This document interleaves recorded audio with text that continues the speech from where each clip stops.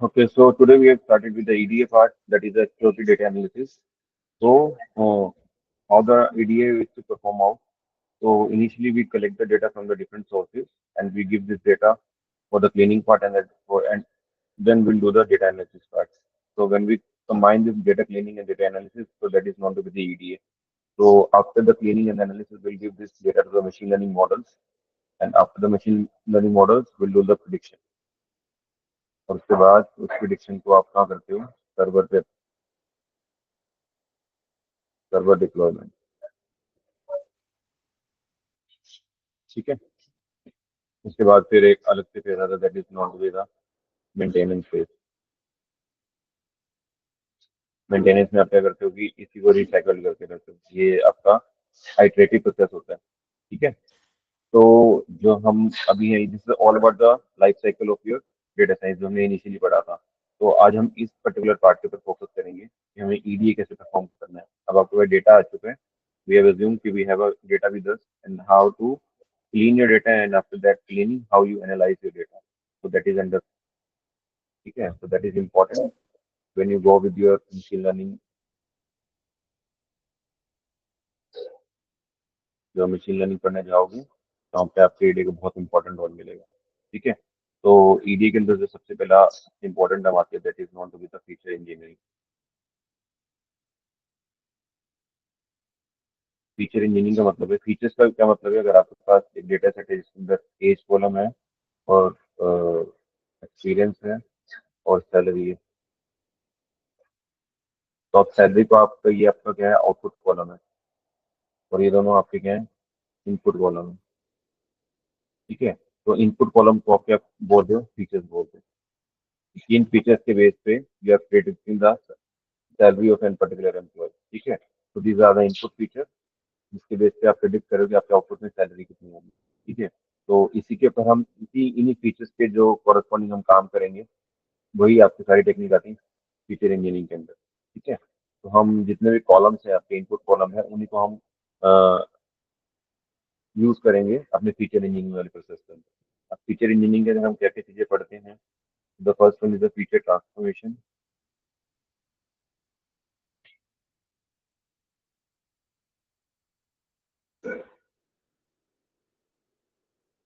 Second, feature construction.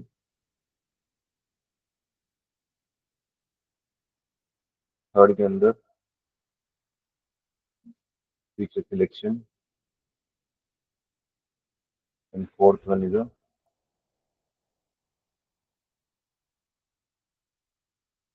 Feature extraction. ठीक है.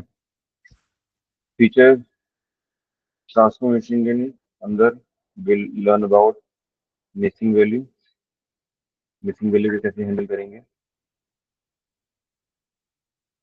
ठीक है. Second, how to handle categorical data, ये कैटेगोरिकल फीचर. थर्ड, इसमें हम पढ़ेंगे आउटलायर डिटेक्शन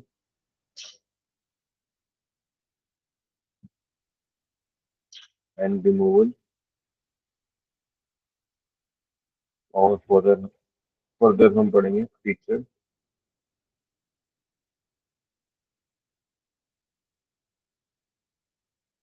स्केलिंग. ठीक है. तो ये पूरा का पूरा हमने पढ़ना है अपने ईडीए के अंदर, basically under the feature engineering part. तो एक एक करके डिस्कस कर लेते हैं. फीचर ट्रांसफॉर्मेशन का मतलब क्या है कि आपको जो आपके इनपुट फीचर्स दिए होंगे उसको आपको, ठीक है, जो भी आपके इनपुट फीचर्स हैं उसको आपको ट्रांसफॉर्म करना with the to the new feature. ठीक है. उसके अंदर हम पढ़ेंगे how to handle the missing value. Missing value का मतलब है कि अगर आपके पास डेटा सेट के अंदर कुछ कॉलम्स हैं, ये हमने किया है सारा अपने पांडास और नंपाई के अंदर. एज है, एक्सपीरियंस है और सैलरी है. तो अगर एज वाले कॉलम में कुछ आपकी मिसिंग वैल्यूज हैं, एक्सपीरियंस वाले कॉलम के अंदर मिसिंग वैल्यूज हैं, मिसिंग वैल्यू मतलब उसका डेटा नहीं है आपके पास. अगर इस तरह का डेटा है, जी तो ला मिसिंग वैल्यू. ठीक है. तो इसको पहले आप कैसे हैंडल करोगे. Handle missing value. हैंडल के अंदर आप सबसे पहले तो कैसे इसको आइडेंटिफाई करोगे कि आपके सेट के अंदर मिसिंग वैल्यू है या नहीं है। How to identify missing value. हमने जो पांडास करा था उसके अंदर हमने फंक्शंस पढ़े थे नमपाई और पांडास के अंदर, how to handle the missing value. तो उसके अंदर हमने एक फंक्शन दिया था, याद है किसी को? इज नल करके। इज नल एक फंक्शन था जो आपको पूरे डेटा के क्या देता है, एक बूलियन वैल्यू रिटर्न करता है ट्रू और फॉल्स के फॉर्म में। जहाँ जहाँ मिसिंग वैल्यू नहीं है वहाँ पे फॉल्स आ जाएगा, जहाँ जहाँ मिसिंग वैल्यू होंगी वहाँ पे ट्रू आ जाएगा। अगर आपको ये देखना है कि अपने पूरे डेटा के अंदर टोटल कितनी मिसिंग वैल्यू है कॉलम वाइज, तो इज नल फंक्शन के आगे आप क्या लगा देते थे, सम लगा देते थे। तो सम क्या करके देता था आपको, पूरे कॉलम वाइज आपको निकाल के देता है कितनी टोटल आपकी मिसिंग वैल्यू है पर्टिकुलर कॉलम के अंदर। फॉर एग्जाम्पल इसका रिजल्ट क्या आता था, अगर हम एज की बात करें, एज के अंदर एक मिसिंग वैल्यू है, एक्सपीरियंस के अंदर दो मिसिंग वैल्यू है, और सैलरी के अंदर एक भी मिसिंग वैल्यू नहीं है। ये इसके आउटपुट। अगर आपको ये देखना कि पूरे डेटा के अंदर टोटल कितनी मिसिंग वैल्यूज है, तो इसी के ऊपर आप क्या लगा दो, एक फंक्शन और लगा दो, तो आपको इस पूरे का टोटल करके दे देगा। यानी कि दो तीन थ्री, तो आंसर वुड बी थ्री। ठीक है। इससे आपको फर्स्ट वाले सम से आपको क्या मिलेगा, कॉलम वाइज मिलेंगे, कॉलम वाइज आपकी मिसिंग वैल्यूज कितनी है। और एक और सम लगाने के ऊपर, क्योंकि आपका जो रिटर्न होगा वो एक सीरीज की तरह फॉर्म में रिटर्न होगा। ठीक है, it is a series, series के ऊपर आप सम फंक्शन लगाओगे तो 1 + 2 + 0 कर देगा, दैट इज अ टोटल। इसका मतलब पूरे डेटा इसके अंदर, पूरे डेटा के अंदर आपके पास तीन मिसिंग वैल्यू है। ठीक है, क्लियर है? अगर आप परसेंटेज वाइज देखना चाहते हो कितने परसेंट डेटा आपका मिसिंग है आपके पर्टिकुलर कॉलम में, तो वो कैसे लिखोगे, is null is a function dot mean, इस सारे का क्या निकालोगे, मीन निकालोगे और उसको क्या कर दोगे, मल्टीप्लाई कर दोगे 100। तो ये आपके परसेंटेज वाइज डेटा आ जाएगा कि कितना परसेंट डेटा आपका मिसिंग है आपके पर्टिकुलर कॉलम के अंदर। ठीक है। तो ये तो है आपको पता करने के लिए कि आप कैसे पता करोगे आपका डेटा मिसिंग है या नहीं है। अब उसके ऊपर फिर उसके बाद पता लगने के बाद आप उसके ऊपर क्या क्या रेमेडियल एक्शन ले रहे हो कि आप मिसिंग डेटा को कैसे हैंडल करते हो। बिकॉज कि आपका जो मशीन लर्निंग मॉडल है, मशीन लर्निंग मॉडल जो है आपका, वो मिसिंग वैल्यूज के ऊपर जो रिजल्ट आपके बहुत बेकार रिजल्ट देता है ना। तो अगर आप मिसिंग वैल्यू के साथ अपना डेटा इनपुट कराओगे, आपके पास अपने डेटा के ऊपर फीचर इंजीनियरिंग नहीं की है, उसकी मिसिंग वैल्यू को हैंडल नहीं किया है, और आपने डायरेक्टली मशीन लर्निंग मॉडल को अपना डेटा इनपुट करा दिया, मिसिंग वैल्यू डेटा, उसकी जो एक्यूरेसी होगी, एक्यूरेसी इज वेरी लो, जिस बिकॉज की जो डेटा आपने दिया है वो उसके अंदर बहुत सारी मिसिंग वैल्यू है। ठीक है। तो आपका मॉडल समझ ही नहीं पाएगा कि आपका जो पैटर्न है डेटा का वो क्या पैटर्न बन रहा है, तो उसकी एक्यूरेसी बहुत लो आएगी आप। तो that is why it is very important कि जब आप डेटा को क्लीन कर रहे हो तो सबसे पहला काम उसके अंदर आप मिसिंग वैल्यू को देखो। ठीक है। इसको हैंडल कैसे करेंगे, विल सी। सेकंड आता है आपके पास, how to handle this categorical feature.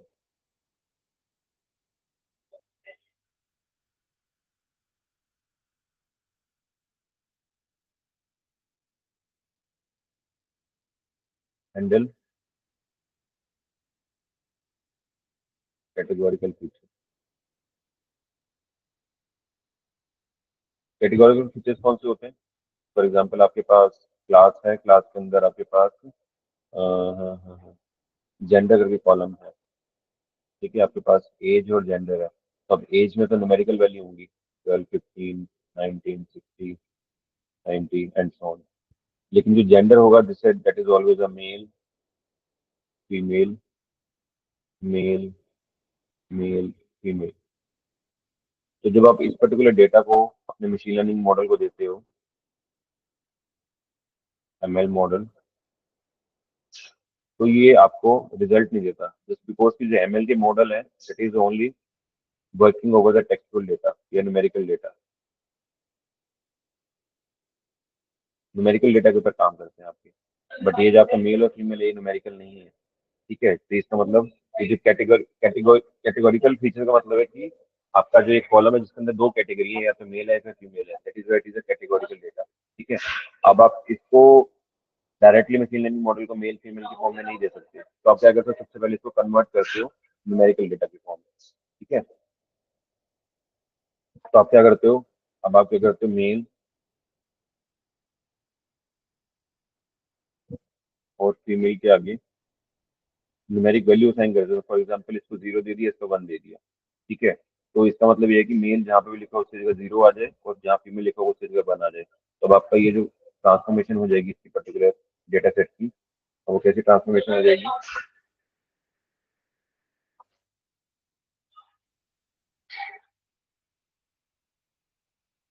अब ये कॉलम आपका कैसे बन जाएगा, यहाँ पे एज आ जाएगी और यहाँ पे जेंडर होगा। अब एज वही होगी 12, 15, 19, 16, 90। लेकिन आपका जो जेंडर कॉलम है, अब आपने उसको सिग्निफाई कर दिया, जो मेल है वो आपको 0 से रिप्रेजेंट कर रहे हो, फीमेल को 1 से कर रहे हो, तो 0, 0, 1। Now the data is in numerical form. तो जब भी आप सबसे पहले डेटा को मशीन लर्निंग मॉडल को दोगे, उससे पहले अपने डेटा को आप अगर आपका जो फीचर है, इनपुट फीचर है, वो कैटेगरीज के अंदर है या फिर आपका स्ट्रिंग बेस्ड डेटा है, तो सबसे पहले आप उसको हैंडल करोगे न्यूमेरिकल डेटा में कन्वर्ट करने के लिए। अब वो कन्वर्जन कैसे करते हैं, उसके लिए हम एनकोडिंग टेक्निक करते हैं, डेटा को एनकोड करते हैं। एनकोडिंग टेक्निक भी दो तरीके से पढ़ेंगे हम, लेबल एनकोडिंग और वन हॉट एनकोडिंग।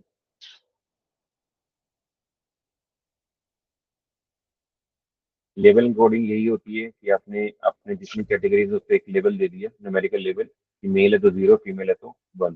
तो जहाँ जहाँ भी आपके डेटा सेट में मेल फीमेल होगा वो रिप्लेस हो जाएंगी 1 और 0 से वैल्यू से। ये हम पूरा डिटेल के अंदर करेंगे, आज जस्ट गिव इंट्रोडक्शन कि हम क्या करने वाले हैं।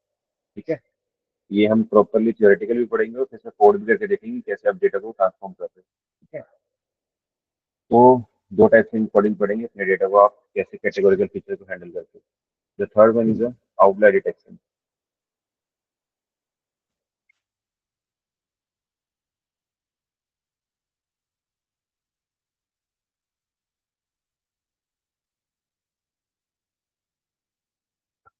Third is outlier. आउटलायर मैंने बताया था क्या होता है। व्हाट इज आउटलायर, यानी अनवांटेड वैल्यू।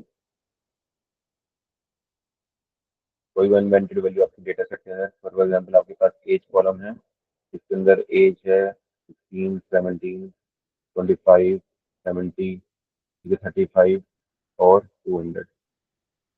तो age can be between the 1 से 100 की रेंज में एज हो सकती है, 150 तक भी रेंज हो सकती है किसी बंदे की, बट 200 एज किसी की नहीं होती है। ठीक है, ये इसके अंदर 2000 लिखी हुई है, तो इसका मतलब ये जो है पर्टिकुलर डेटा जो है वो अनवांटेड डेटा है। ये बेसिकली आपका क्या बनेगा, आउटलायर की तरह काम करेगा। या क्लास के अगर आपकी प्लेसमेंट हुई है स्टूडेंट्स की, तो उसका अगर आपके पास पैकेज के कॉलम है, ये स्टूडेंट का आपके पास पैकेज है, एक बच्चे की जॉब लगी है 2 लाख की। ठीक है, एक की लगी है 5 लाख की, एक की लगी है 3 लाख की, एक की लगी है 1.5 लाख, ठीक है, एक की लगी है 4 लाख की। लेकिन एक बच्चा क्लास के अंदर ऐसा है जिसकी 1 CR का पैकेज लगा है, 1 करोड़ का। तो इस पूरे डेटा सेट के अंदर ये जो वैल्यू होगी वो आपका एज आउटलायर वर्क करेगी। क्योंकि जब आप इस डेटा को प्लॉट करोगे अपने ग्राफ के ऊपर, तो मैक्सिमम जो डेटा है आपका, ये वाला जो मैक्सिमम डेटा है, ये आपका इस पर्टिकुलर रेंज में आएगा। ठीक है, लेकिन ये जो अकेला आउटलायर है आपका, ये सिंगल जो आउटलायर है वो यहाँ पे अलग से आएगा।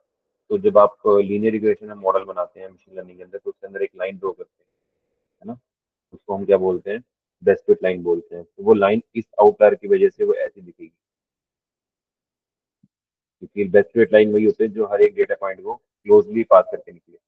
ठीक है, तो इस पर्टिकुलर पॉइंट की वजह से आपकी रिग्रेशन लाइन ये बनेगी, जबकि वो लाइन बननी चाहिए थी ये वाली,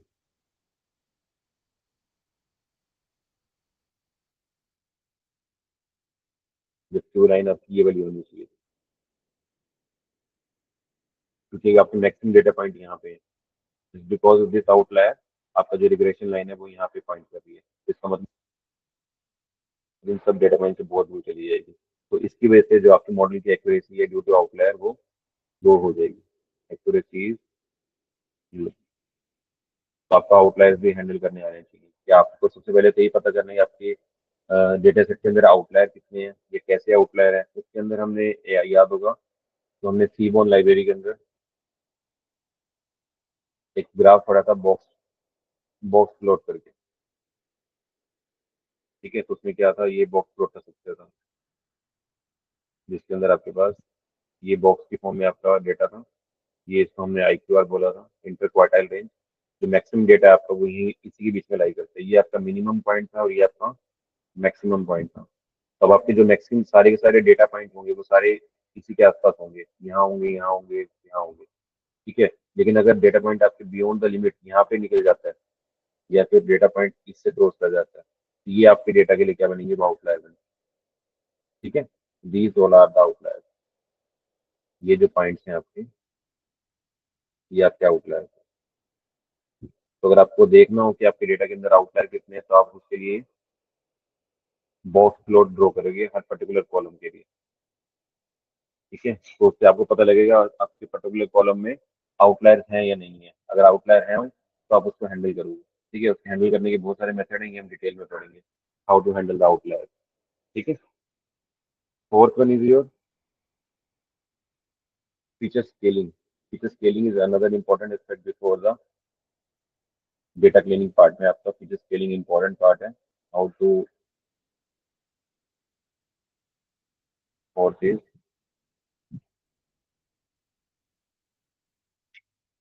फीचर स्केलिंग। फीचर स्केलिंग का मतलब क्या है कि आपको सारे डेटा को एक स्केल पे लेके आना होता है। फॉर एग्जाम्पल आपके पास कॉलम है एज और सैलरी। ठीक है। अब एज है आपके पास 25, 19, 30, 16 और सैलरी 20,000, 35,000, 19,000, 60,000 फॉर एग्जाम्पल। ठीक है। तो ये जो दोनों वैल्यूज का जो स्केल है आपस में, वो बहुत ज्यादा डिफरेंस क्रिएट कर रहा है। अगर आप इस पर्टिकुलर डेटा को आप पॉइंट करो किसी particular algorithm, that is KNN algorithm पे मैं वर्क करता हूँ। KNN जो वर्क करती है वो डिस्टेंस के बेस पे आपको वर्क करती है। दो पॉइंट के बीच में डिस्टेंस कैलकुलेट करती है, उसके ऊपर KNN एल्गोरिथम वर्क करती है, वो हम पढ़ेंगे आगे। बट अगर आप इसको प्लॉट करो KNN के ऊपर, तो आप क्या करते हो? दो पॉइंट के बीच में डिस्टेंस कैलकुलेट करते हो। ये पॉइंट एक है, ये दो दूसरा पॉइंट है। इस पॉइंट के जो कोऑर्डिनेटर है वो आपके फॉर एग्जाम्पल फर्स्ट वाला रो है, यानी कि एज 25 है और सैलरी 20,000 है। और सेकंड वाला जो पॉइंट है उसका 19 एज है और 35,000 सैलरी है। ठीक है। तो जब आप इसके बीच का डिस्टेंस निकालते हैं, तो डिस्टेंस निकालने का जो फॉर्मूला है होता है वो होता है x square sorry x2 minus x1 का square plus y2 minus y1 का स्क्वायर, पूरे का अंडर रूट। तो जब आप इन दोनों वैल्यूज का स्क्वायर लेते हो, ये आपका x1 कोऑर्डिनेट है, ये आपका y1 कोऑर्डिनेट है। ठीक है। ये आपका क्या है?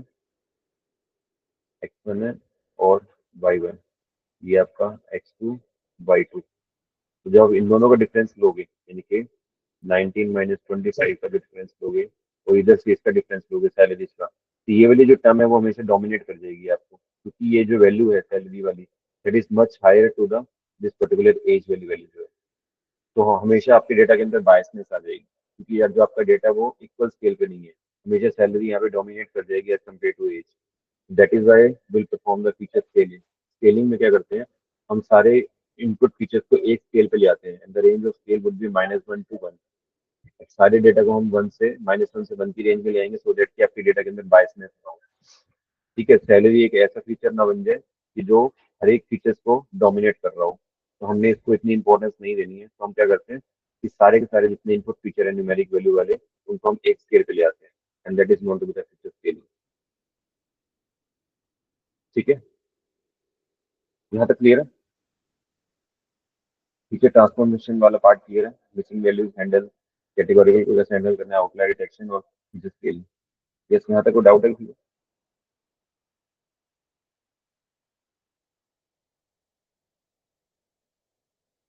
Is that clear this part? Okay. तो सेकंड आता है आपके पास फीचर कंस्ट्रक्शन। फीचर कंस्ट्रक्शन का मतलब क्या है?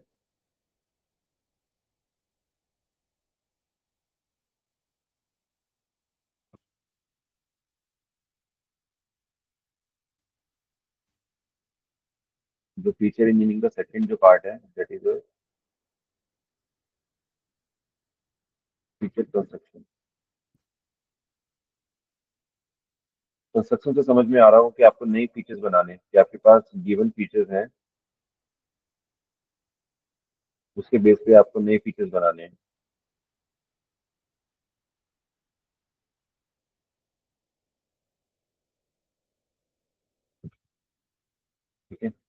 फॉर एग्जाम्पल कि आपके पास कोई डेटा है ऐसा। फॉर एग्जाम्पल आपके पास स्टूडेंट की हाइट है और उसका वेट है। ठीक है। तो आपके पास स्टूडेंट का डेटा है, उसके अंदर दो कॉलम चाहिए, but you need more column, कि आपको और ज्यादा कॉलम चाहिए स्टूडेंट को डेटा को एनालाइज करने के लिए, बिकॉज आपकी एक्यूरेसी कम आ रही है। तब आप क्या करते हो कि नई फीचर्स कंस्ट्रक्ट करना स्टार्ट करते हो। फॉर एग्जाम्पल अगर मैं बीएमआई निकालूं किसी पर्टिकुलर पर्सन का, तो उसके लिए मुझे हेट, हाइट और वेट की रिक्वायरमेंट होती है। ठीक है। तो अगर मेरे को एक नया कॉलम इसके अंदर ऐड करना है, कंस्ट्रक्ट करना है बीएमआई के नाम से, तो मैं जो आपकी गिवन इनपुट फीचर्स है, इसका यूज करके एक नया इनपुट फीचर क्रिएट कर सकता हूँ on the with the name as BMI. ठीक है। किसी बंदे का अगर आपको बीएमआई पता हो, उसके लिए आपको क्या क्या चीजें रिक्वायर्ड है, इसका हाइट चाहिए और इसकी वेट चाहिए। I know, I don't know कि बीएमआई के निकालने का फॉर्मूला क्या होता है। BMI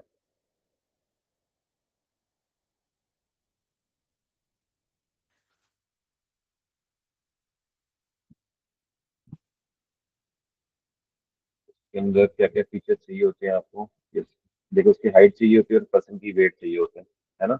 तो अगर आपको ये दोनों फीचर्स पता है, तो उसके बेस पे आप एक नया फीचर कंस्ट्रक्ट कर सकते हो, that is a BMI feature. ठीक है।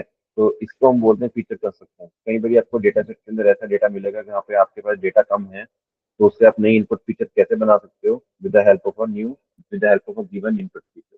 अगर आपके पास इनपुट फीचर्स दिए हुए हैं ऑलरेडी, तो उसके बेस पे आप नए फीचर्स कैसे कंस्ट्रक्ट कर सकते हो, that is a feature construction part.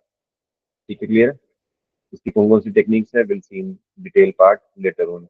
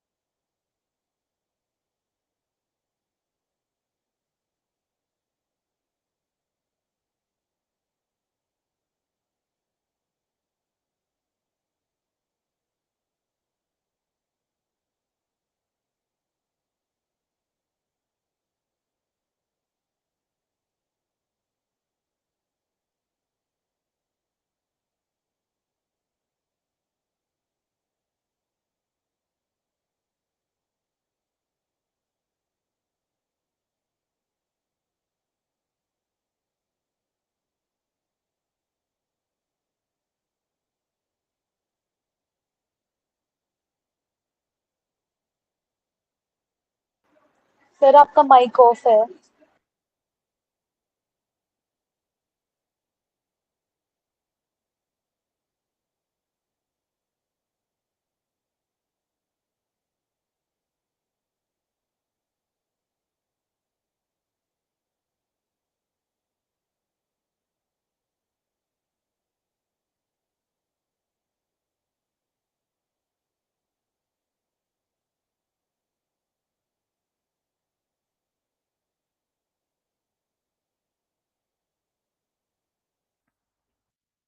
बारी है।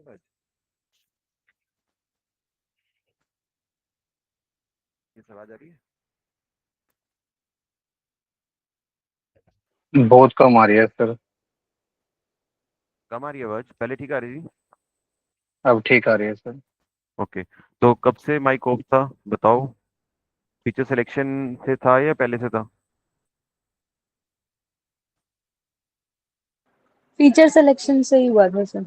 ओके। तो we were talking about the feature selection. Feature selection में हम ऐसे फीचर्स को हटा देते हैं जो हमारे डेटा सेट से इरेलीवेंट है, क्योंकि अगर आप ऐसे मॉडल को ट्रेन करते हो इनपुट फीचर्स के पर जो जिसका कोई लेना देना नहीं है आपके डेटा सेट से, तो उसका इम्पैक्ट आपकी एक्यूरेसी पे पड़ता है। ठीक है। फॉर एग्जाम्पल अगर हमने आपके एक एम्प्लॉय की सैलरी प्रेडिक्ट करनी है, तो सैलरी प्रेडिक्ट करने के लिए आपके पास इनपुट कॉलम एक्सपीरियंस है और टेम्परेचर है।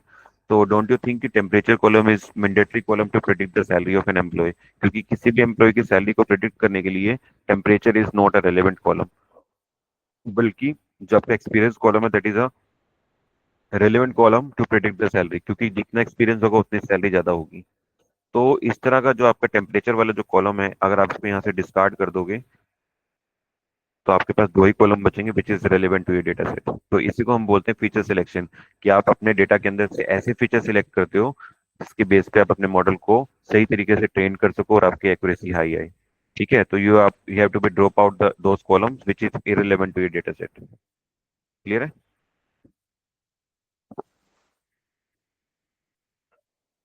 नेक्स्ट आता है अपना फीचर एक्सट्रैक्शन।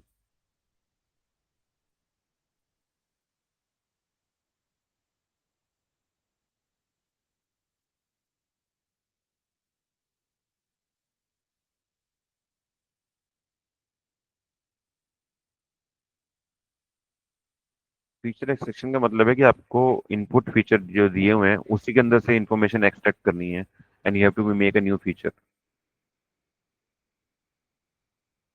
फॉर एग्जांपल आपको किसी हाउस का प्राइस प्रिडिक्ट करना है,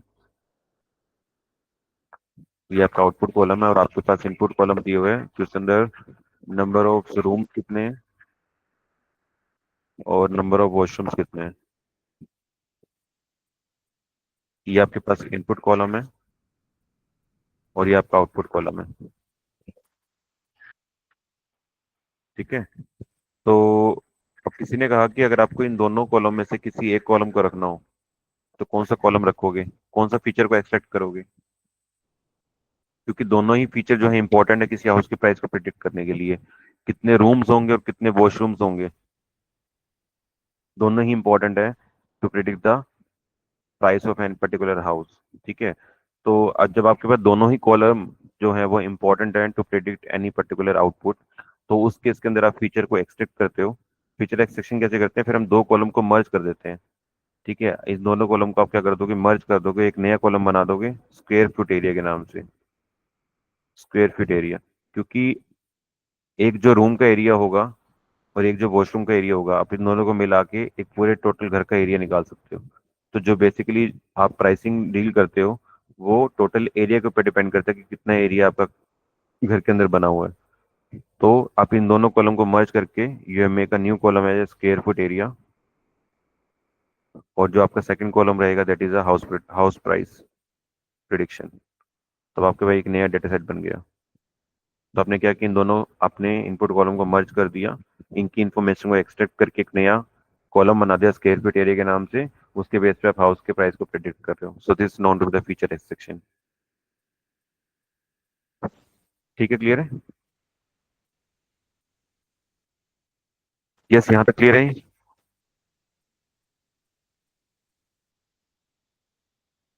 तो this is all about the EDA. ये सारे टॉपिक हम ईडीए में पढ़ेंगे, ठीक है, one by one. Feature transformation, feature construction, feature selection and feature extraction. तो this is very important part. जब आप अपने मशीन लर्निंग मॉडल के लिए कोई डेटा को ट्रेन करोगे तो उसके ऊपर आपको ईडीए करना पड़ेगा। ठीक है, ईडीए करने से आपका डेटा, बहुत सारा डेटा क्लीन हो जाएगा, तो आपका एक्यूरेसी, मॉडल की एक्यूरेसी इंक्रीज कर जाएगी। ठीक है, तो आप ऐसा करना कि आप मॉडल को पहले नॉर्मल डेटा के ऊपर ट्रेन करना किसी भी मॉडल को, और उसकी एक्यूरेसी निकालना, और उसके बाद आप ईडीए परफॉर्म करना सेम डेटा के ऊपर, और फिर सेम मॉडल को देना, फिर उसकी एक्यूरेसी देखना। तो you will see the difference कि दोनों में डिफरेंस कितना है एक्यूरेसी में। ठीक है, तो इसलिए जो आपका ईडी है that is important to perform before going to the machine learning models. ठीक है, clear? Now will start with the first one that is a missing value. Feature transformation के अंदर हम सबसे पहले पढ़े मिसिंग वैल्यू को कैसे हैंडल करेंगे।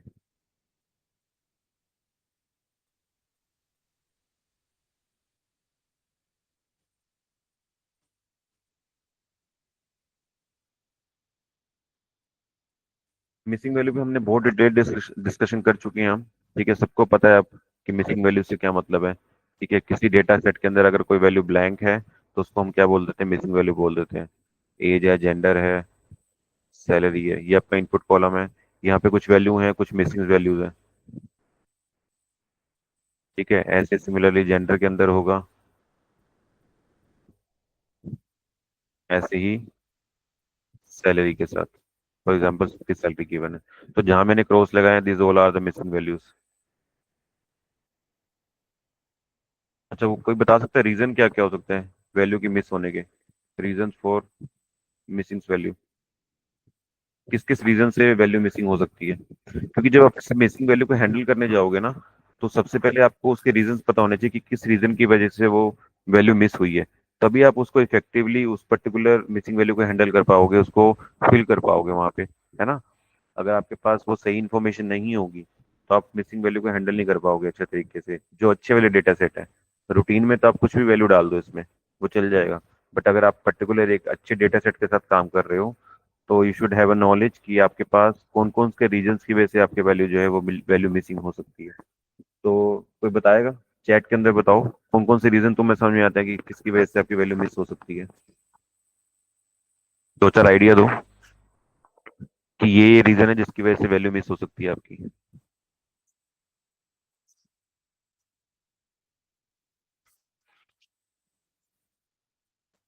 यस, राइट ऑन चैट, जिसके दिमाग में जो भी आ रहा है।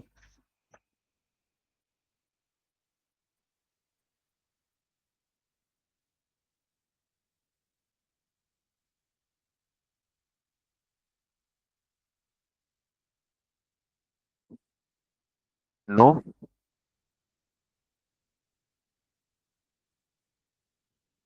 चलो कोई बात नहीं। इसको एक बारी देखना, चैट जीपीटी करके देखना। मैंने किया था चैट जीपीटी से, सो आई गॉट दिस आंसर कि ये रीजन हो सकते हैं आपके मिसिंग वैल्यूज के करस्पॉन्डिंग। ठीक है। ह्यूमन एरर, कि किसी की आपने डेटा एंट्री करनी स्टार्ट करी और कोई बाय चांस आपकी वैल्यू फेल होने से रह गई। ठीक है, तो ये एक ह्यूमैनिटिकल एरर है, इसकी वजह से आपके मिसिंग वैल्यू हो सकती है। डेटा जो है वो आपके पास एप्लीकेबल नहीं है, जैसे pregnancy status is not applicable for the male patient, है ना। अगर आपके पास एक ऐसा डेटा है जिसके अंदर प्रेगनेंसी करके कॉलम है, तो उसमें जेंडर है आपके पास मेल और फीमेल, तो मेल के आगे आप प्रेगनेंसी वाले कॉलम को ब्लैंक रखते हो क्योंकि pregnancy is not belongs to male, तो उसमें आप ओनली फीमेल वाले कॉलम के अंदर ही डेटा को फिल करते हो। ठीक है, तो ऐसा केस जहाँ पे वो डेटा एप्लीकेबल ही नहीं होता जिस सिनेरियो के अंदर, वहां पे मिसिंग वैल्यूज आ सकती हैं। ठीक है। इक्विपमेंट फेलियर, सेंसर इश्यूज, अगर आप किसी पर्टिकुलर इक्विपमेंट से या किसी सेंसर डिवाइस से डेटा ले रहे हो, फॉर एग्जांपल आपने रिस्ट वॉच डाली हुई है जो आपकी कंटिन्यूसली स्मार्ट वॉच डाली हुई है, जिसमें आपके पास जो डेटा है आपका वो कंटिन्यूसली मेजर हो रहा है in the form of your heart rate है ना, हार्ट बीट। ठीक है, तो फॉर एग्जांपल आपकी वॉच किसी तरह से खराब होगी। ठीक है, तो जो डेटा आपका सेंसर जनरेट कर रहा था वो अपने डेटा सेंसर ने जनरेट करना बंद कर दिया, तो वो जो डेटा डायरेक्टली स्टोर हो रहा था आपके सेंसर से, अब वहाँ पे डेटा नहीं जा रहा है, इसका मतलब वहाँ पे एंट्रीज ब्लैंक जा रही है। ठीक है, तो this is one of the के सिनारियो की जहाँ पे आपका डेटा मिसिंग हो सकता है। डेटा कलेक्शन लिमिटेशन, कि आपने जो डेटा कलेक्ट करना स्टार्ट किया सर्वे फॉर्म के अंदर, तो बहुत सारी चीजों को आपने स्किप आउट कर दिया, है ना। फॉर एग्जांपल हम बहुत बड़े बड़े सर्वे फॉर्म बनाते हैं, या गूगल फॉर्म जो हम भरवाते हैं, तो उसके अंदर एक कॉलम, इसके अंदर एक सेक्शन होती है कि रेड कलर का मार्क कर देते हैं हम कि दिस इंफॉर्मेशन इज मैंडेटरी और नॉट, तो जिसके ऊपर वो मैंडेटरी वाला कॉलम लगा होता है, रेड रेड कलर का साइन होता है, तो इसका मतलब वो तो आपको भरनी है, उसके बिना तो फॉर्म सबमिट नहीं होगा। लेकिन कुछ जगह हम ऑप्शन दे देते हैं कि ठीक है, अगर आप भरना चाहो तो भरो, नहीं भरना तो मर्जी है आपकी। तो कुछ लोग उसको भरते हैं, कुछ नहीं भरते हैं, तो जो नहीं भर रहे हैं that is also missing value in that particular scenario. ठीक है। अ, ठीक है, जब आप दो मल्टीपल डेटा सेट को आपस में मर्ज कर रहे हो, तो हो सकता है, जो हमने पढ़ा था जॉइंस पढ़ा था हमने, अगर याद होगा, है ना। जॉइंस में हमने क्या किया था, दो टेबल्स को आपस में ज्वाइंस किया था, और ज्वाइन करते हुए हमने अगर लेफ्ट ज्वाइन लगाया या राइट ज्वाइन लगाया, तो लेफ्ट ज्वाइन के अंदर सारे लेफ्ट वाला डेटा जा रहा है लेकिन राइट वाला डेटा नहीं है, तो इसका मतलब वहाँ पे मिसिंग वैल्यूज है। और अगर आपने राइट ज्वाइन लगाया तो राइट वाली टेबल का पूरा डेटा आ रहा है लेकिन लेफ्ट वाली टेबल का नहीं आ रहा, तो वहाँ पे मिसिंग वैल्यूज है। तो these are the some of the reason जिसके कारण से आपके पास मिसिंग वैल्यूज आ सकती हैं। ठीक है, आगे आता है टाइप्स ऑफ मिसिंग वैल्यू, कितने टाइप्स की मिसिंग वैल्यूज होती हैं। ठीक है, the one is MCAR, MAR, MNAR, क्योंकि इसके बेस पे आप सेलेक्ट करते हो कि आपको क्या मेजरमेंट एक्शन लेना है। ठीक है, जब आप मिसिंग वैल्यू से डील करोगे, तो किस टाइप की मिसिंग वैल्यू है आपके पास, वो उस पर डिपेंड करता है, उसके बेस पे आप अपना डिसीजन लेते हो। ठीक है, लाइक MCAR, मैं इसको लिख लेता हूँ वहाँ पे।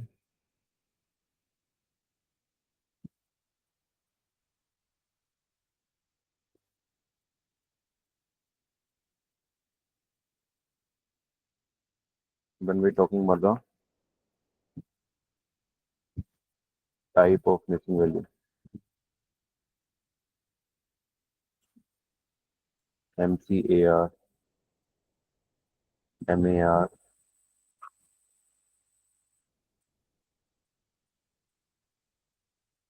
MNAR।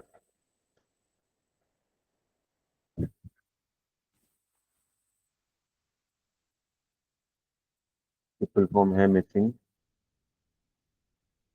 Completely at random, missing at random, missing not at random. Missing MCAR कब होता है आपके पास? जब आपके पास रेंडमली वैल्यूज मिस हुई हैं। फॉर एग्जांपल, आपके पास डेटा था एज का और जेंडर का। ठीक है, देखो डेटा जो होता है ना, हमारे पास दो तरह का डेटा होता है। एक होता है ऑब्जर्व डेटा, एक होता है अनऑब्जर्व डेटा। ऑब्जर्व डेटा वो होता है कि जो आप, जहाँ पे मिसिंग वैल्यू नहीं है आपके पास, जहाँ पे मिसिंग वैल्यू नहीं है, ये वाला आपका ऑब्जर्व डेटा है। ठीक है, अनऑब्जर्व डेटा होता है जहाँ पे मिसिंग वैल्यू वाला जो कॉलम होता है, ये मिसिंग वैल्यू वाला जो सेल है, उसको हम अनऑब्जर्व डेटा बोलते हैं। जहाँ पे वैल्यू लिखी है दैट इज ऑब्जर्व डेटा। ठीक है, तो एमसीआर होता है जब आपके पास वैल्यू रेंडमली मिस हो रही है, रैंडम मिस हो रही है वैल्यू, कि आप वो वैल्यू इंटेंशनली मिस नहीं कर रहे, लेकिन वो रैंडमली मिस हो जा रही है। लेकिन वो जो वैल्यू आपके रैंडमली मिस हो रही है, उसका ऑब्जर्व्ड या अनऑब्जर्व डेटा के ऊपर कोई इफेक्ट नहीं है। ठीक है, वो जो वैल्यू जनरेट हो रही है मिसिंग वैल्यू, वो किसी भी ऑब्जर्व्ड या अनऑब्जर्व डेटा की वजह से नहीं हो रही है, वो रैंडमली हो रही है।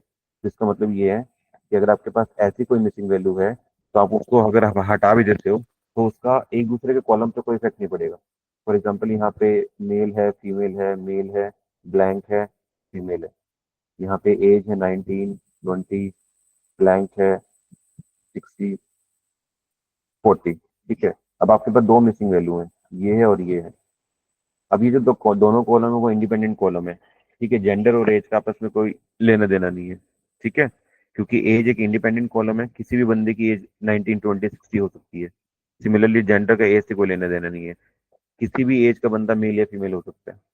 ठीक है, तो जो यहाँ पे मिसिंग वैल्यूज आई हैं, अब वो क्या है, रेंडमली जनरेटेड है। अगर मैं इसको यहाँ से हटा भी दूंगा, यहाँ से डिलीट कर दूंगा इस रो को और इस रो को, तो उसका आपके पूरे डेटा सेट के ऊपर कोई फर्क नहीं पड़ने वाला। क्योंकि जो आपके ऑब्जर्वेशन है, अगर ये दोनों कॉलम आपस में डिपेंडेंट होते, तब एक रो के दूसरे रो के एक रो के हटने से दूसरे वाले को फर्क पड़ता। फॉर एग्जाम्पल, आपके पास यहाँ पे एक्सपीरियंस नाम का कॉलम होता और सैलरी होती। एक्सपीरियंस में 5 है, 6 है, ब्लैंक है और 3 है। और यहाँ पे सैलरी 20,000 है, 30,000 है, 50,000 है और 90,000 है। अब आपके पास एक मिसिंग वैल्यू है। ठीक है, अगर आप इस पर्टिकुलर मिसिंग वैल्यू को यहाँ से हटा दोगे, तो एक्सपीरियंस को, इस वैल्यू को हटाने से आपके पास सैलरी वाला कॉलम पे इफेक्ट पड़ रहा है यहाँ पे, क्योंकि एक्सपीरियंस के बेस पे आप क्या कैलकुलेट कर रहे हो, सैलरी कैलकुलेट कर रहे हो। फॉर एग्जाम्पल, यहाँ पे एक बंदा ऐसा होता जिसकी सैलरी 50,000 की बजाय 2 लाख होती, लेकिन आपको उसका एक्सपीरियंस नहीं पता। तो अगर आप जब मशीन लर्निंग मॉडल को अपना ये डेटा दोगे by deleting this particular row, तो मशीन सिर्फ ये लर्न कर लेगी कि आपके पास जो मैक्सिमम सैलरी है वो 20,000 से लेके 90,000 तक का ही आपके पास स्लैब है। लेकिन आपके पास एक बंदा ऐसा था जिसकी सैलरी 2 लाख थी, लेकिन उसका एक्सपीरियंस नहीं पता था आपको, तो आपने उस पर्टिकुलर रो को क्या कर दिया, हटा दिया due to this missing value. तो आपके मशीन लर्निंग मॉडल ने सिर्फ ये पैटर्न नोट किया कि 20 से लेके 90,000 तक की सैलरी की से प्रिडिक्शन करनी है मुझे। ठीक है, तो आप जब आप एक नया बंदा मशीन लर्निंग मॉडल को दोगे जिसका एक्सपीरियंस 15 साल का होगा, तो वो उसकी भी सैलरी इसी रेंज के अंदर निकाल के देगा, क्योंकि उसने लर्न ही नहीं किया कि 15 साल वाले बंदे की सैलरी 2 लाख भी हो सकती है। तो this is a kind of observation missing value data. तो जो आपका एमसीएआर है, वो एक दूसरे के ऊपर अगर कॉलम डिपेंडेंट नहीं है और वहाँ पे मिसिंग वैल्यू है, तो उसको हम वो उस वाले मिसिंग वैल्यू को हम एमसीएआर के अंडर रखते हैं। जो वैल्यू रैंडमली जनरेट हुई है, किसी डेटा, ऑब्जर्व डेटा या अनऑब्जर्व डेटा के कारण से जनरेट नहीं हुई है। आई होप समझ में आई आपको। एमएआर होता है आपके पास missing at random, related to the other feature but not the missing one itself. ये देखो जो हमने यहाँ पे बात की, एक्सपीरियंस और सैलरी वाले, ये आपके एमएआर के अंदर आता है। This year MAR, missing at random. ठीक है, जो थर्ड वाला आता है आपके पास एमएनएआर, मिसिंग नोट एट रैंडम, कि रैंडमली नहीं हुई है वो वैल्यू। ठीक है, लेकिन वो किसी पर्टिकुलर इंटेंशन से नहीं है। फॉर एग्जाम्पल, आपके पास यहाँ पे एज कॉलम है और सैलरी कॉलम है। अब सैलरी 20,000 है, ठीक है, 30,000 है, ब्लैंक है, 50,000 है। ठीक है, 19 है, 20 है, 30 है, 16 है। ठीक है, अब ये जो सैलरी वाला कॉलम है इसके अंदर मिसिंग वैल्यू है। अब ये जो मिसिंग वैल्यू है वो इंटेंशनली है। ठीक है, क्यों? ये हो सकता है कि ये जो बंदा पर्टिकुलर, ये जो पर्सन है, इसकी सैलरी बहुत ज्यादा हो। फॉर एग्जाम्पल ये 2 करोड़ सैलरी कमा रहा हो और ये दुनिया को बताना नहीं चाहता कि मैं 2 करोड़ कमा रहा हूँ। तो इसकी इंटेंशन है कि मेरे को अपनी सैलरी किसी को बतानी ही नहीं है। तो that is a intentional based data, है ना। इंटेंशनली वो अपने मिसिंग वैल्यू को, कॉलम को फिल नहीं कर रहा है, सैलरी वाले कॉलम को फिल नहीं कर रहा है, जिसकी वजह से यहाँ मिसिंग वैल्यू जनरेट हो रही है। तो that is under the MANR, ये वाला जो आपका particular type of missing value है। तो आप जब भी मिसिंग वैल्यू को हैंडल करते हो तो आपको सबसे पहले ये ऑब्जर्व करना पड़ता है कि जो मिसिंग वैल्यू आ रही है वो किस रीजन की वजह से आ रही है। क्या वो MCAR है, क्या वो MAR है, क्या वो MNAR है। ठीक है, तो अगर आप इसको पता होंगी तो आप इस चीज को तरीके से हैंडल कर सकते हो easily, right. Now will see कि आप इसको, आपको हैंडल करना कैसे है। How to handle missing value. इसके 3 तरीके हैं कि या तो रिमूव कर दो उसको, या उसको इम्प्यूट कर दो, इम्प्यूटेशन बोलते हैं, इम्प्यूटेशन, या फिर इसको हम बोलते हैं ऐसी एल्गोरिथम यूज करो, you as algorithm which handle missing value by own.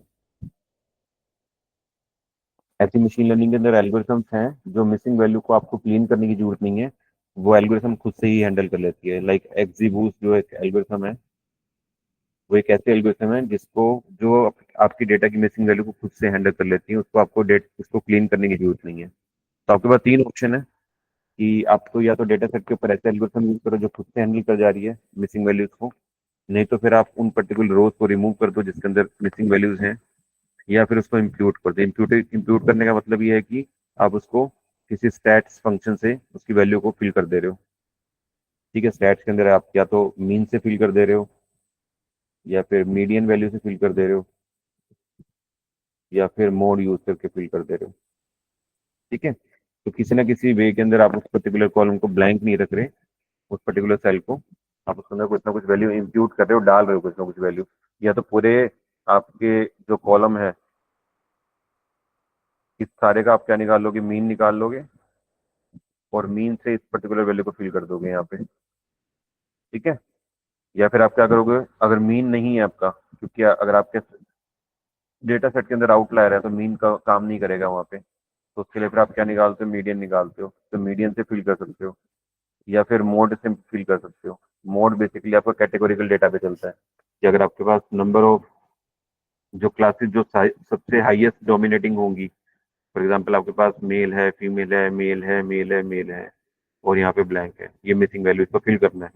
तो इसको आप कैसे हैंडल करते हो कि जिसकी फ्रीक्वेंसी सबसे ज्यादा आपके डेटा सेट के अंदर, मान लो मेल 2 3 4 बारी मेल आया है और 1 बारी फीमेल आई है, जिसका मतलब जो 4 मेल है वो डोमिनेटिंग फिगर है, तो आप इसको क्या कर दोगे, इस मिसिंग की जगह मेल लग डाल दोगे बाय डिफॉल्ट। तो that is how the mode gonna work. ठीक है, तो विल सी, सबसे पहले देखो रिमूव कैसे करना है।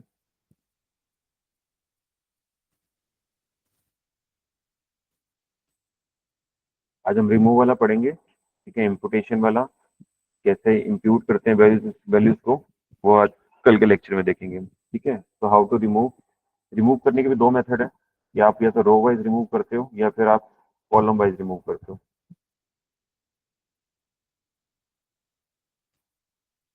इसको हम CCA बोलते हैं। CCA stand for complete case analysis. ठीक है, कॉलम वाइज रिमूव करने का जो तरीका है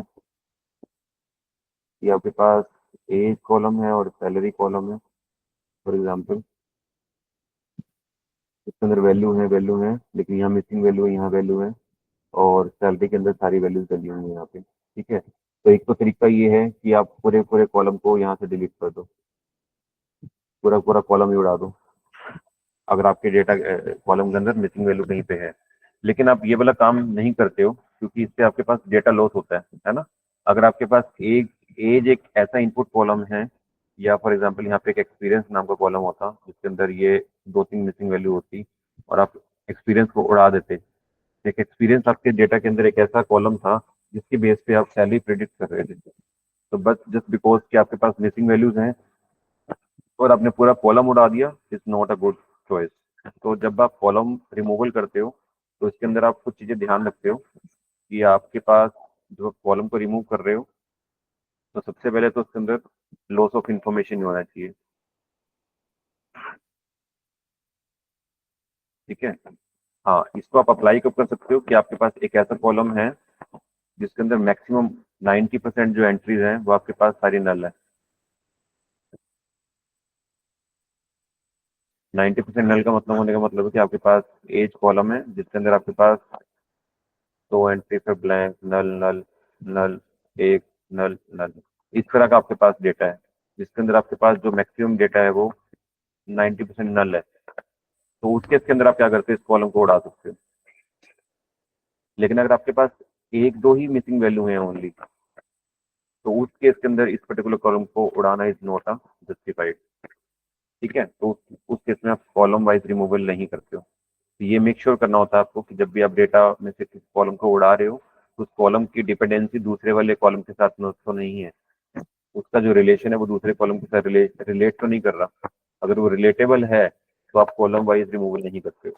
ठीक है। सेकंड तरीका होता है रो वाइज रिमूवल, कि अगर आपके पास ये वाला डेटा था इसके अंदर ये मिसिंग वैल्यू थी और सैलरी थी, तो इट्स बेटर चॉइस के रादर देन आप कॉलम उड़ा दो पूरा पूरा, आप इस पर्टिकुलर रो को पकड़ो और इसको यहाँ से रिमूव कर दो। जिसको हम बोलते हैं रो वाइज रिमूवल। आपने फंक्शन पढ़ा था ड्रॉप एन, जो ड्रॉप एन फंक्शन है वो काम कर रहा था आपका बाय डिफॉल्ट, वो काम कर रहा था उसके ऊपर रो वाइज। अगर आपको कॉलम वाइज कराना तो यहाँ पे एक पैरामीटर या एट्रीब्यूट आप ऐड कर रहे थे एक्सेस करके, एक्सेस इक्वल टू 1, तो ये कॉलम वाइज काम करता है आपका। ठीक है। तो ड्रॉप एन इसी तरह से काम करता है कि आपको पर्टिकुलर रो को डिलीट कर देता है, कौन कौन सी रो को, जहाँ पे भी उसको क्या दिखता है, नैन वैल्यू दिखती है। किसी भी एक सेल के अंदर नैन वैल्यू होगी तो उस पूरे रो को उड़ा देगा वहां से। लेकिन जब रो वाइज रिमूवल करते हो तब भी आप कुछ चीज़ों को ध्यान रखते हो। यहाँ पे भी हो सकता है आपके पास इंफॉर्मेशन लॉस हो रही हो।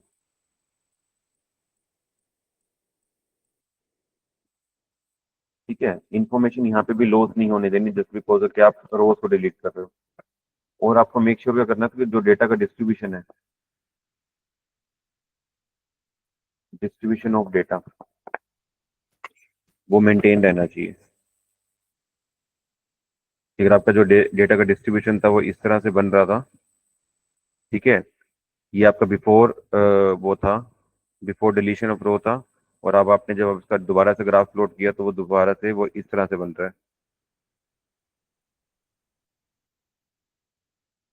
ठीक है। ये आफ्टर है, ये बिफोर है। जब आपने नैन वैल्यूज को डिलीट नहीं किया मिक्सिंग वैल्यू को, तब ये कैसा दिख रहा है और ये अब कैसा दिख रहा है। तो अगर ये दोनों ग्राफ आपस में क्लोज हो रहे हैं तो इसका मतलब आप इसके ऊपर डेटा को डिलीट कर सकते हो। लेकिन अगर आपने ग्राफ इस तरह से बन गया आपका, ये डिलीट करने के बाद ये ग्राफ ये बन गया, तो ये इससे बहुत दूर चला गया, ये और ये दोनों ग्राफ बहुत दूर डिस्टेंस पे आ गए। तो इसका मतलब कि आपका जो डेटा था वो डिस्ट्रीब्यूशन उसका खराब हो गया। अब वो डेटा हो सकता है स्क्यूड हो गया।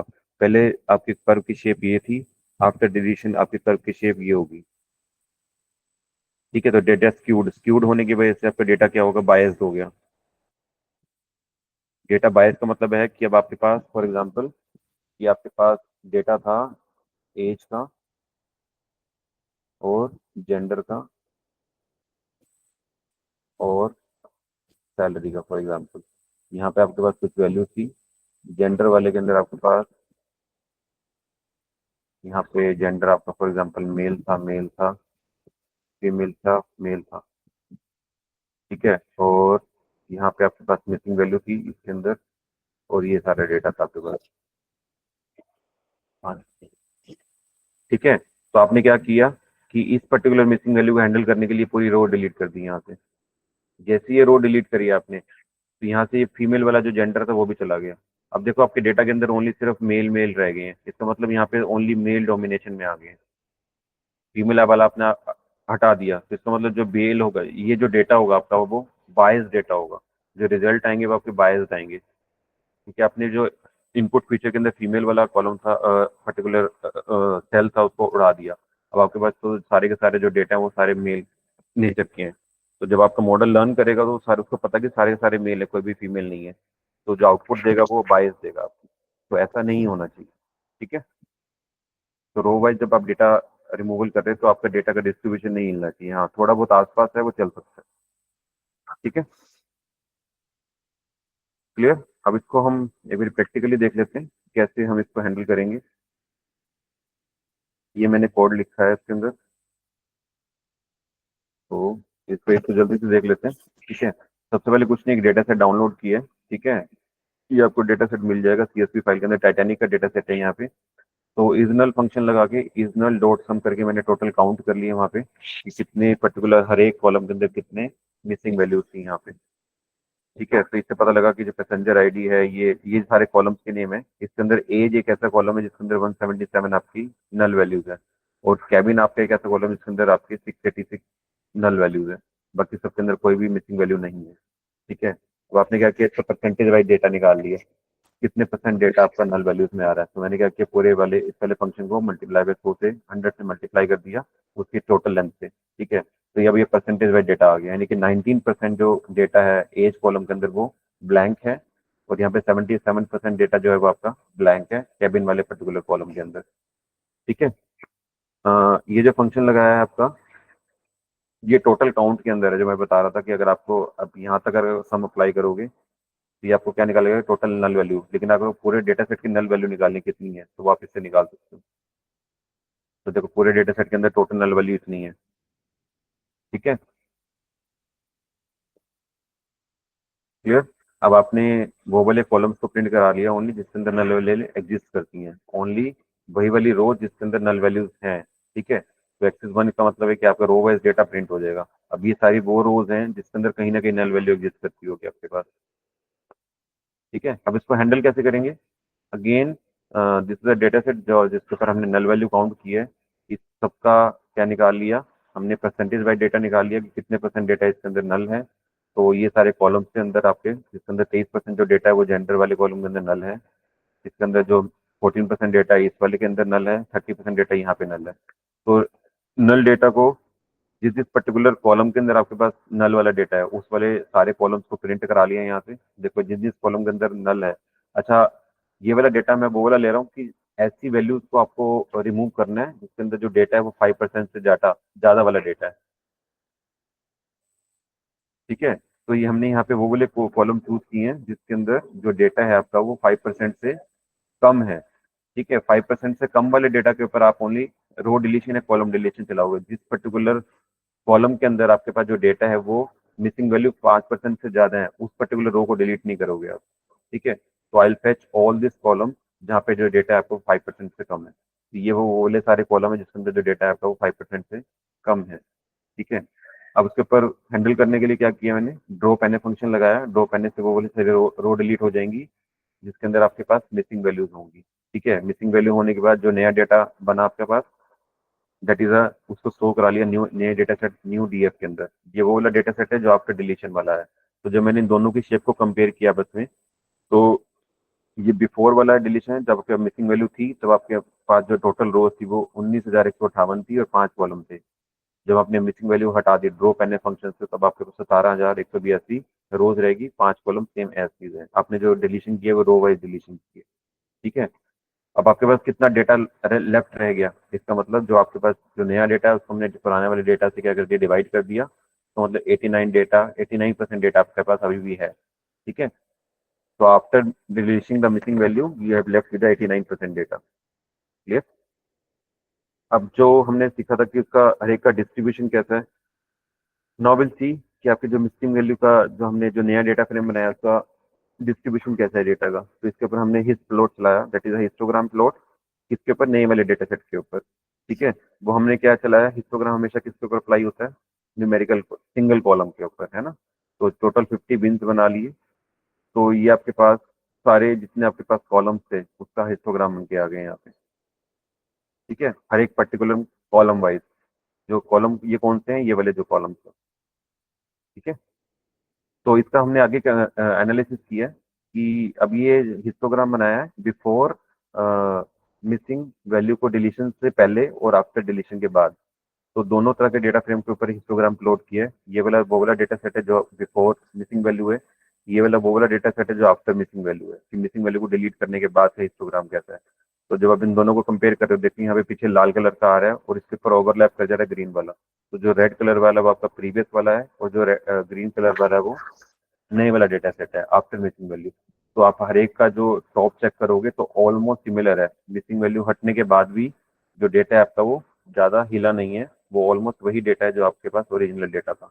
इससे ये पता लगता है कि जब आप मशीन लर्निंग मॉडल को अपना डेटा दोगे आफ्टर डिलीट मिसिंग वैल्यू, तो आपकी एक्यूरेसी पे ज़्यादा फर्क नहीं पड़ेगा। ठीक है, ये इसमें हमने एक डेंसिटी ग्राफ बना के देख लिया कि डेंसिटी वाइज जो उसका डिस्ट्रीब्यूशन था तो वो खराब तो नहीं हो रहा। तो अगेन इसके पीछे रेड कलर की लाइन चल रही है, रेड कलर की वो वाली लाइन है जो बिफोर मिसिंग वैल्यू है, और ये जो ग्रीन कलर की line that is after missing value. ठीक है, ये लिखा हुआ है क्योंकि हमने ये सब ग्राफ ऑलरेडी किए हैं। ठीक है, सीबॉन लाइब्रेरी के अंदर मैटप्लॉटलिब के अंदर ये सारे ग्राफ ड्रॉ किए हैं। क्लियर, दैट इज अगेन सब प्लॉट फंक्शन हमने यहाँ पे कॉल की है। अगेन अब हमने जो कंपैरिजन किया वो हम पर्टिकुलर हर एक कॉलम के ऊपर लगा के देख रहे हैं। पहले हमने कॉलम पे लगाया ट्रेनिंग आवर्स के ऊपर, इसके बाद हमने लगाया सिटी डेवलपमेंट वाले इंडेक्स के ऊपर, जो हमने यहाँ पे कॉलम फेच किए थे, ये वाले सारे कॉलम्स के ऊपर, क्योंकि हमने इसी की रोज को डिलीट किया है। तो हर एक का हमें चेक करना है कि किसी पर्टिकुलर रो में डेटा कम तो नहीं हो गया। तो हम एक एक रो को उठा रहे हैं और एक एक का हम डेंसिटी प्लॉट और हिस्टोग्राम प्लॉट करके देख रहे हैं। ठीक है, ये हमने सिटी डेवलपमेंट वाले भी किया। देखो इसका हिस्टोग्राम भी सिमिलर बनता है। जो रेड वाला जो ग्राफ दिख रहा है ये ओवरलैप कर जा रहा है आपके ग्रीन वाले पे, तो इसका मतलब ऑलमोस्ट सिमिलर है। Similarly to the density graph, ऐसे अपने थर्ड कॉलम को पकड़ा एक्सपीरियंस वाले को, उसका हिस्टोग्राम बनाया, उसका डेंसिटी ग्राफ बनाया। ठीक है, तो ये तो आपका वो वाला डेटा होगा जो आपके पास न्यूमेरिकल डेटा था। बट अबाउट की जो कैटेगोरिकल डेटा थी, क्योंकि आपके इसके अंदर आपके पास देखो कितने तीन जो आपके कॉलम्स हैं वो न्यूमेरिकल कॉलम है, इसके ऊपर आपने हिस्टोग्राम प्लॉट कर लिया। बट हिस्टोग्राम वर्क नहीं करता किसी के साथ, कैटेगोरिकल कॉलम के साथ। तो इसके लिए आपने क्या किया कि आपने तीनों का रेशो निकाल लिया जितने कैटेगोरिकल कॉलम है आपके। ठीक है, तो उससे ही आपको पता लग गया कि जो आपका ओरिजिनल था और आफ्टर सीसीए हमने जो सीसीए का मतलब है कि जो हमने डिलीट किया डेटा, डेटा डिलीशन को हम क्या बोलते हैं, CCA, that is a complete case study of analysis. तो ओरिजिनल वाले के अंदर जो एंट्रीज की नंबर ऑफ इन्वॉल्वमेंट की वो 0.72% थी, और आफ्टर डिलीशन 0.73 की। फुल टाइम वाले कोर्स के अंदर आपके पास जो एंट्रीज थी वो 19% थी, इसके अंदर 20%। तो डेटा जो है वो ऑलमोस्ट सिमिलर है दोनों के अंदर। ठीक है, क्लियर। तो यहाँ तक हमने जो एनालिसिस किया उससे पता लगा कि after removal of your rows missing values, तो आपका जो डेटा का डिस्ट्रीब्यूशन है वो खराब नहीं होना चाहिए। अगर डेटा का डिस्ट्रीब्यूशन खराब नहीं हो रहा है इसका मतलब आप सही जा रहे हैं। ठीक है, क्लियर है। तो यहाँ तक आप आज पढ़ेंगे, इसके बाद कल हम देखेंगे इम्प्यूटेशन, कौन कौन सी वैल्यूज से हम वैल्यू को इम्प्यूट कर सकते हैं और कैसे उनकी जगह वैल्यू को फिल कर सकते हैं अगर हम वैल्यूज को पर्टिकुलर रो या कॉलम को डिलीट नहीं करते। ठीक है, तो जो इम्प्यूटेशन वाला पार्ट है that we will study by tomorrow. कल हम पढ़ेंगे एक तो मिसिंग वैल्यू इम्प्यूटेशन और डेटा एनकोडिंग टेक्निक। एनकोडिंग के अंदर हम पढ़ेंगे डेटा एनकोड करना, कि आप कैसे जो आपका कैरेक्टर स्ट्रिंग वाला जो आपका पार्ट है उसको आप न्यूमेरिकल वैल्यू में कैसे कन्वर्ट कर सकते हो। ठीक है, तो how to handle the categorical feature ये हम कल पढ़ेंगे, और मिसिंग वाला जितना पार्ट है ये हम कल करेंगे। ठीक है, तो that is done from today's class. I hope सबको क्लियर होगा। ये कोड मैं शेयर कर दूंगा आपके साथ ग्रुप में, तो एक बार देख लेना इसको, और जो अपना डेटा सेट आप यूज कर रहे हो उस पर आप मिसिंग वैल्यू किस तरह से हटा सकते हो। ठीक है, क्लियर है।